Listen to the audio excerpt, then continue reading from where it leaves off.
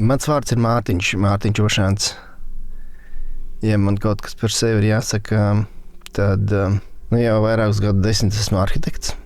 Un man interesē arī Īņu un Jāņi, kas ir līgas gleznas nosaukums. Un ne tikai Īņu un Jāņi. Saikne ar līgu ir visnotaļ dziļa. Es līgu pazīstu pietiekoši sen, un līga ir viena no tām retajām gleznotājām, kas zīmē un glezno arhitektūru. Viņa zīmē mājas, kas interesē arī mani. Un mēs ar līgu dzīvojam ļoti tuvu kaimiņos, kas ir Astras iela. Un mums bija viens pagalms, mums bija viena sēta, viena pasaule. Tas bija aizraujoši. Līga ir ar fantastiskām darbspējām. To es gribētu iemantot, iegūt vai iemācīties, bet līga tikai tāda viena mums kosmosā. Lūk, un es vēlos padalīties ar savu redzējumu par līgas darbu, kuram nosaukums ir Īņu un Jāņi. Šis darbs, šīs gleznas, jo tās ir divas gleznas, ir diptiks. Diptiks gleznu tāda kā kompozīcija, kas sastāv no šajā gadījumā no divām gleznām, un tas veido papildus slāni. Redz, tā nav tikai viena glezna, bet ir divas gleznas, kurām ir attiecības, un tās attiecības veidojās ar šīm gleznām, un tā ir tā kā papildus tāda kā dimensija. Un tas ir interesanti. Viņas sarunājās. Viņas kaut ko stāsta vairāk, kā var izstāstīt viena glezna.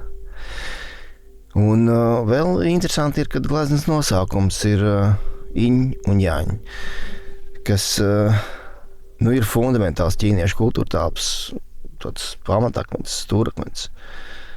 Bet īsumā par Īņu un Jāņu filozofiju, cik es zinu, tā nāk no daoisma tradīcijas, un tā filozofijas ideja ir par pretmetu vienotību. Un tas ir tas, kas veido šo līdzsvaru pastāvēšanu.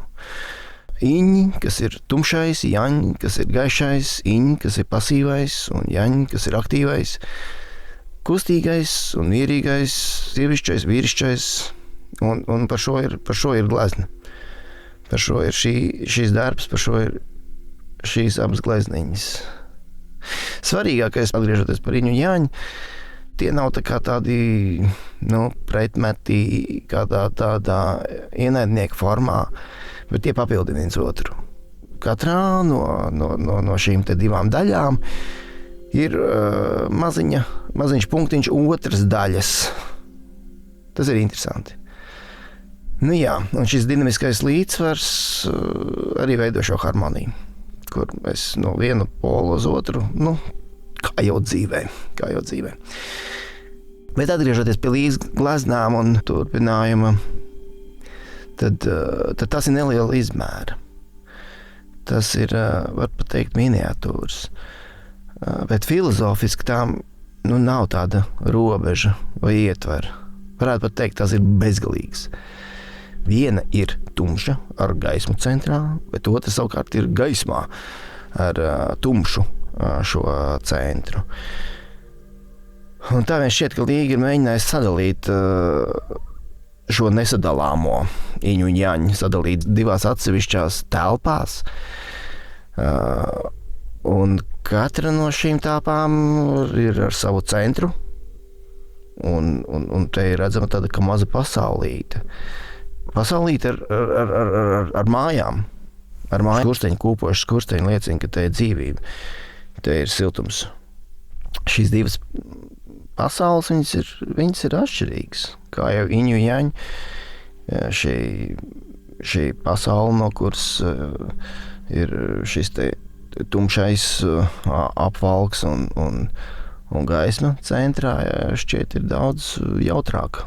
Tur ir krāsaināka, un tā kompozīcijas centrā ir baznīca. Tepat ir tā, ka divas mājas ir atdalījušās un aizlido visumā.